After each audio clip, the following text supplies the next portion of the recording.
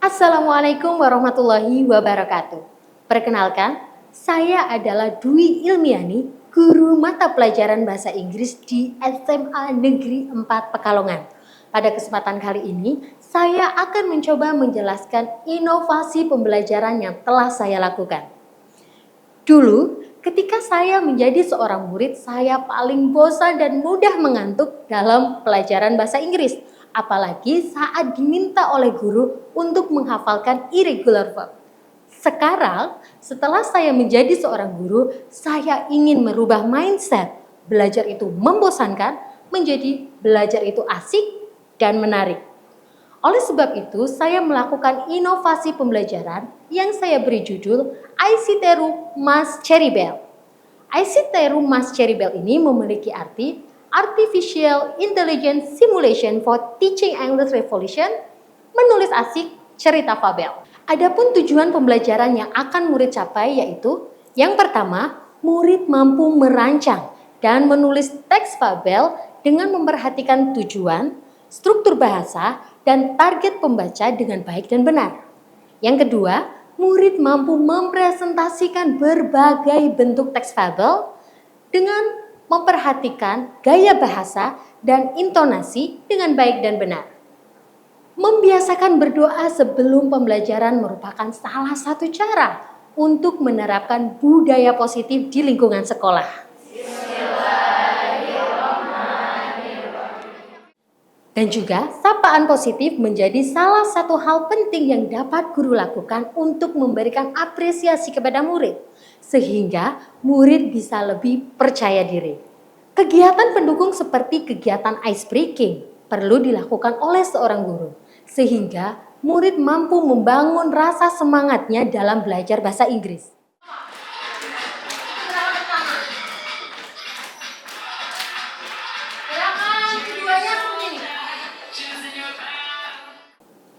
Memberikan pertanyaan pemantik menjadi salah satu hal penting yang harus dilakukan oleh seorang guru agar murid siap untuk menerima pembelajaran. Kemudian, tujuan pembelajaran juga harus disampaikan agar murid mengerti. Selanjutnya, saya mengajak murid melakukan tes diagnostik kognitif. Tujuannya yaitu untuk mengidentifikasi kompetensi, kekuatan, dan kelemahan murid, sehingga pembelajaran dapat dirancang sesuai dengan kondisi murid. Seperti semboyan saya yang sudah saya jelaskan di awal, saya ingin memberikan yang terbaik kepada murid-murid saya. Pembelajaran bahasa Inggris yang menyenangkan menjadi salah satu kuncinya. Pada tes diagnostik ini, saya menggunakan aplikasi Kahoot untuk memberikan kemudahan dan juga interaksi yang positif kepada murid.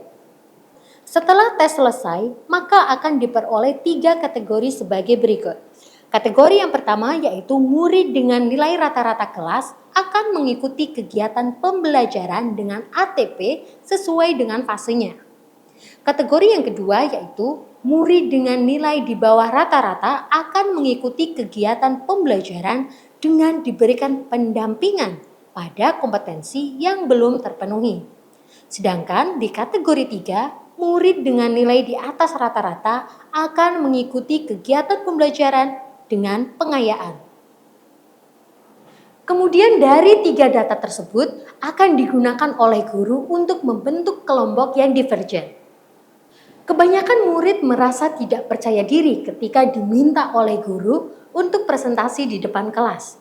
Takut diejek, takut membuat kesalahan, menjadi faktor penyebab murid malu untuk mempresentasikan hasil kerjanya di depan kelas. Dalam kelas bahasa Inggris, saya memanfaatkan Artificial Intelligence, yaitu Elsa Speak Apps, untuk membantu murid saya dalam mempelajari bahasa Inggris, terutama pronunciation. Sehingga murid dapat lebih percaya diri ketika diminta untuk presentasi. Hi there, Elsa. Nice to meet you too.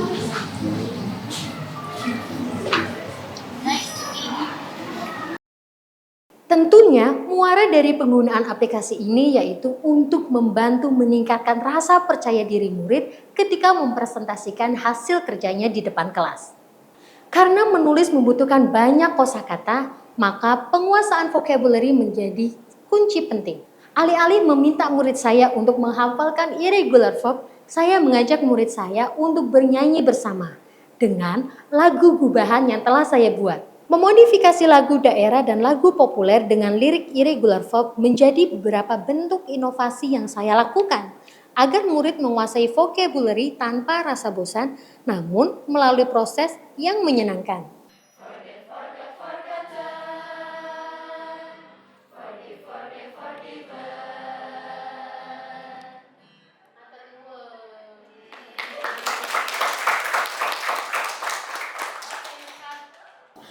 Selanjutnya, murid dibagi ke dalam beberapa kelompok divergen, yang mana satu kelompok terdiri dari murid dengan kemampuan kurang, sedang, dan tinggi.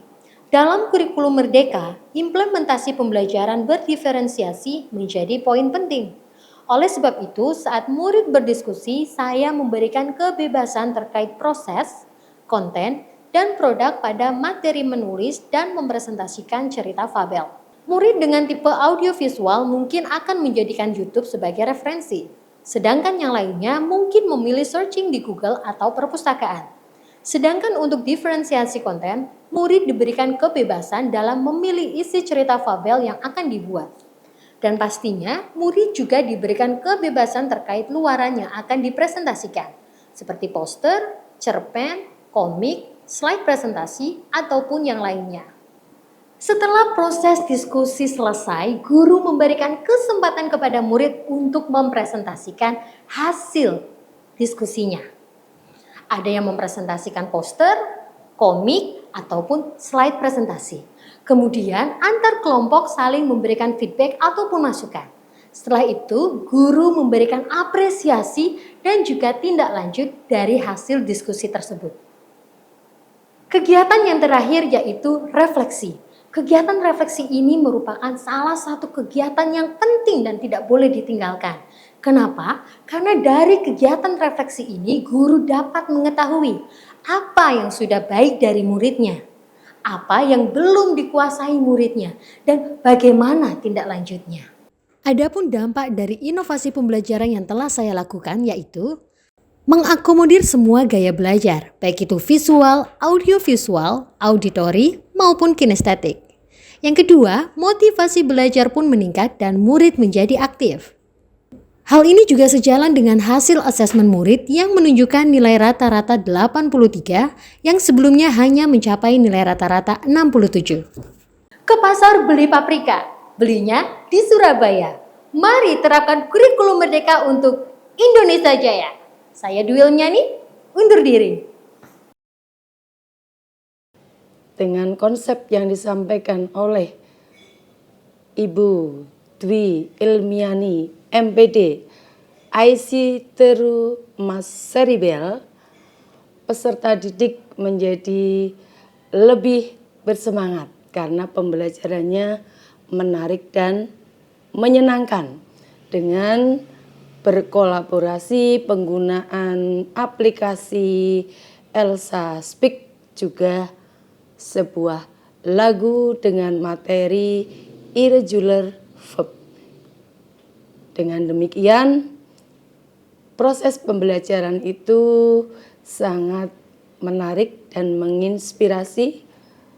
Saya kira dengan demikian anak-anak lebih termotivasi dan dapat mengikuti pembelajaran dengan lebih semangat, menyenangkan. Semoga semuanya sukses. Terima kasih. Ya, jadi metode pembelajaran yang dilakukan Miss Du ini sangat menarik dan juga menyenangkan ya, karena juga kita ngerasa kayak lebih ke main games daripada belajar, soalnya group discussions prinsipnya gitu.